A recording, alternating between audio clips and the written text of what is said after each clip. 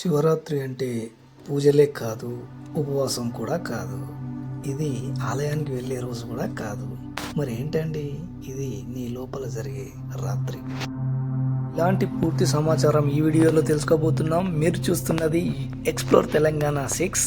Like చేయండి, share చేయండి, subscribe చేసుకోండి. ఫస్ట్ టైం చూస్తున్నట్లయితే నా ఛానల్ని నాకు సపోర్ట్ చేయండి. ఇలాంటి మంచి మంచి కంటెంట్లతో మేము ముందుకు వస్తాను. Thank you.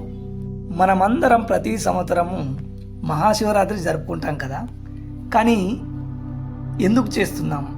నిజంగా ఎవరు చెప్పలేదు మనకు. అసలు శివుడు ఎవరు? ఈ రాత్రి ఎందుకు అంత ప్రత్యేకం? ఈ వీడియో చివరి వరకు చూస్తే మహాశివరాత్రి అర్థం మారిపోతుంది. ఇప్పుడు శివుడు అంటే ఏమిటి తెలుసుకుందాం. శివుడు అంటే ఒక దేవుడి పేరు కాదు. శివం అంటే శాంతి, శూన్యం, సమతుల్యత. అంటే శివుడు బయట ఉన్న దేవుడు కాడు, మనలో ఉన్న ఒక స్థితి. అందుకే ఆయనకు ఒక ఆకారం లేదు, లింగంగా మాత్రమే ఉంటాడు.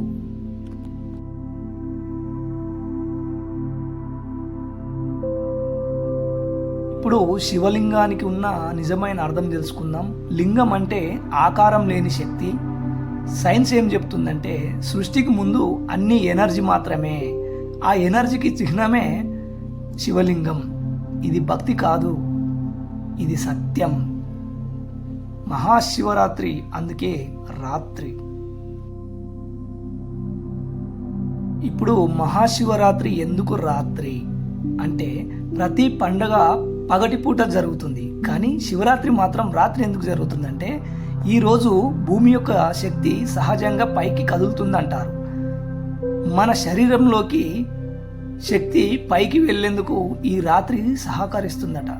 అందుకే ఈ రాత్రిని శివరాత్రి అంటారు. మనము ఉపవాసం చేస్తాం కదా శివరాత్రి రోజున. ఎందుకు చేస్తాం? ఉపవాసము దేవుడి కోసం కాదండి. ఖాళీ కడుపు ఉంటే మనసు నిశ్శబ్దం అవుతుందట, ఆలోచనలు నెమ్మదిస్తాయట. ఉపవాసం అంటే శరీర శుద్ధి మాత్రమే. అంటే మన శరీరానికి శుద్ధిని కలిగిస్తుంది. ఇప్పుడు మనము జాగరణ గురించి తెలుసుకుంటున్నాం. జాగరణ అంటే ఏమిటి? జాగరణ అంటే నిద్రపోకుండా ఉండడం కాదు, అజ్ఞానం నుంచి మేల్కొనడం. ఒక్క రాత్రైనా స్పృహతో జీవించు అని శివరాత్రి చెప్తుంది, తెలుసా?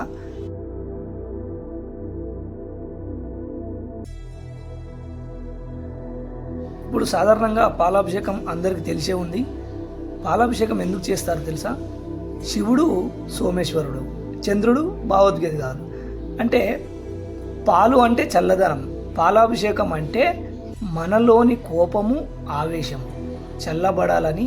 ఇది శివుడి కంటే మనకే ఎక్కువ అవసరము కాబట్టి దీన్ని పాలాభిషేకం మనం చేసుకోవడం జరుగుతుంది.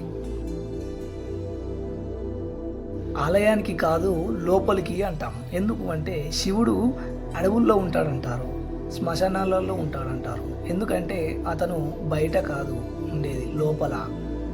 ఈ శివరాత్రి ఆలయానికి వెళ్ళడం కన్నా నీ లోపలికి వెళ్ళడం చాలా ముఖ్యం. ఈ మహాశివరాత్రి శివుడిని అడగకండి.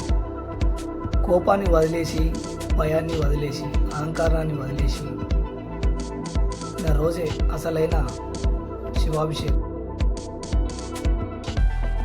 ఈ వీడియో ఒక్క మనిషినైనా లోపలికి చూసేలా చేస్తే అదే శివుడికి అర్పణ.